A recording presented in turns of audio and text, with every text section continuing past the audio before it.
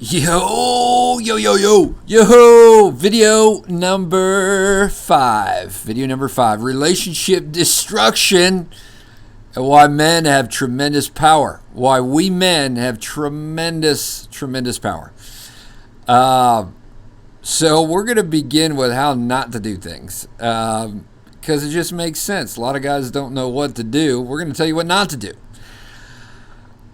My personal background is training in emotional intelligence. I was a consultant. I flew all over the country, and I taught these 8-hour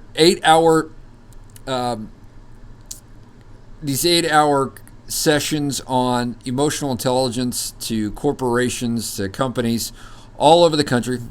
Wrote a book, wrote a system, actually, Overcoming Depression Naturally, and it's called Oppressing Depression. Married to Angie, my joy. I live in Northern California, and I love adventure. That's a little bit about me. You might already know me a little bit, but if you didn't, there it is. On emotional intelligence, I really didn't think I was an expert on emotional intelligence until someone asked me in one of the classes, how many times have you taught this class on emotional intelligence? And I was teaching in front of like 65 or 70 people, and I said, I don't know. I think I'm in the 40s, maybe 50s. And they're all jaw dropped. They said, so you're an expert in emotional intelligence? And I said, I don't know. And they said, there are questions that you can't answer now. And I said, probably not. So I know my stuff. You regurgitate it over and over and over, and then you get questions that people don't. When they don't understand things, you got to go back and learn the fake answers that you gave them. But yeah, it's just a little bit about me. So we're going to give you ingredients to destroy any relationship, how the Love Labs emerged. So as I shared with you before, there's a guy by the name of John Gottman. John Gottman is a professor at Harvard, or used to be a professor at Harvard. And he created the Love Labs. And so basically what he did is he brought couples that were, various, thousands and thousands of couples, and he would spend an hour in these video labs with a couple, and he would intentionally try to trigger difficult aspects of their relationship.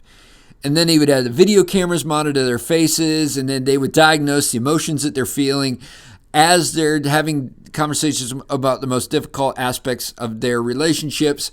They compiled all of this information, and they found that if there were a combination of these 4 emotional behaviors in the Love Labs, that it was a 95% predictor that the relationships would fail, right? So when the statistics came out, it's actually 93.4, something like that. If there was a combination of the relationship would fail under 10 years, right?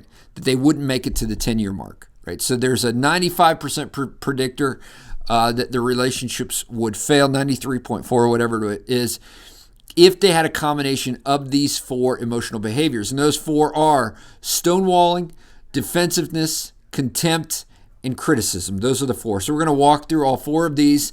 Number 1 is stonewalling. Stonewalling is withdrawing from a relationship as a way to avoid conflict. Partners, men and women, may think they are trying to be neutral, but stonewalling conveys disapproval, icy distance, separation, disconnection, and or smugness. So you get in an argument and you shut down and you just won't communicate, and you give the other person the silent treatment. That's what stonewalling is, right? Very poor emotional behavior that's just very troublesome. Number 3, defensiveness. Defensiveness is seeing oneself as a victim, warding off a perceived attack. If you address a challenge in a relationship or address a difficult aspect of a relationship, you would say, a person's response may be, oh yeah, well you're doing this, right? So they get defensive. They don't address the issue. They deflect by talking about something else, right? So stonewalling, defensiveness. Number 3, contempt. And this is attacking a person's sense of self. You're attacking your partner's sense of self with the intention to insult or psychologically abuse him or her. When I used to teach on this, I used to actually read the names of name calling, and it makes me sick, so I don't do it anymore. But contempt is attacking a partner's sense of self with the intention to insult or psychologically abuse the other person. And number one is criticism, attacking your partner's personality or character, usually with the intent of making someone right and someone wrong. An example would be, it's completely okay to say, hey, I'm frustrated that the dishes weren't done last night. Can we talk about this a little bit? Criticism would be, oh yeah, you're no good, can't do the dishes, blah, blah, blah. You attack the person's character rather than addressing the behavior. And again, it's usually with the intent of making someone either right or someone wrong. Criticism.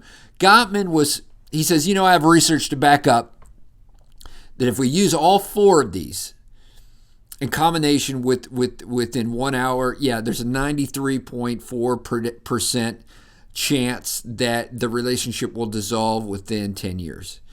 He says, I have research on that. He says, I don't have research on this, but I believe that just the first two, criticism and contempt, whenever I see criticism or contempt, he says, usually it's about a 90%. He says, I personally believe it's 90% that the relationship will dissolve within 10 years. So criticism and contempt, really, really nasty stuff. You want to stay away from it, right? So here are the four horsemen. Stonewalling, defensiveness, contempt, and criticism. Those suckers will destroy a relationship. Why is this so important for men? Men have the power to make or break a relationship according to the best research. Now, it's actually women who have the power to initiate, but we'll get into that a little bit later. But men have the power to make or break a relationship. Why? Why is this so important for men? Did you actually know that research says that if you figure this out, how to be in a happy, healthy relationship, if you figure this out, there's a statistical chance that you will, number one, make more money, number two, have more and better sex, because married men actually have better sex. You will live longer. You actually live about 10 years longer. You'll suffer less chronic illness, and you'll show less cognitive impairment later in your years. It's crazy, right? So if you actually learn how to figure this out, how to do relationship well, you got a lot of things going for you, right? Who am I not? I'm not a guru. Why? Because I failed. Because of my failed attempts at love. I was 36 before I found the love of my life.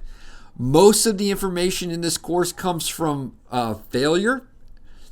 failing forward for sure, and it comes from really, really good research.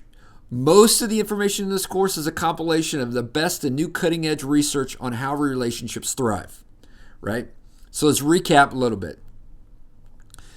You now have the ingredients to destroy relationships guaranteed 93.4% of the time, so you know what to avoid. Criticism, contempt, defensiveness, and stonewalling are the four horsemen of the apocalypse. Learn to overcome these deadly attributes, and you'll be set up for massive success in relationship. By the way, if these are going on in your in friendships, man, I'd highly encourage you to reevaluate that friendship. Number three, it's important because if you figure out how to do relationship well, it will lead you to thrive in multiple areas of your life. There it is. That is video number 5. I just gave you a lot of info, y'all. A lot of info. Not gonna.